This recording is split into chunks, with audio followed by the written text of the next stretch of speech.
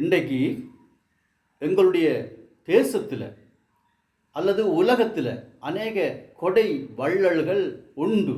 அள்ளி அள்ளி ஏழைகளுக்கு இறைக்கிறார்கள்.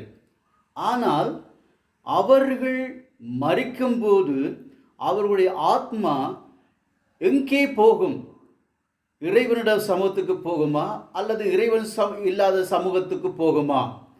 நான் உலகத்தில் இருக்கும்போது அநேகருக்கு அள்ளி அள்ளி கொடுத்தேன், இப்பொழுது என்னை மோட்ச ராஜ்யத்தில் சேர்த்து கொள்ளும் என்று அங்கே போய் இவர்கள் வாதாட முடியுமா?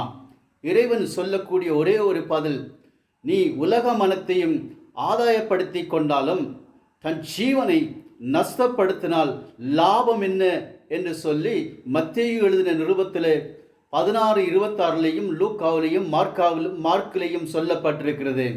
ஆகவே அன்பான தேவ ஜனமே, ஆத்துமாவை நஷ்டப்படுத்தாம உலக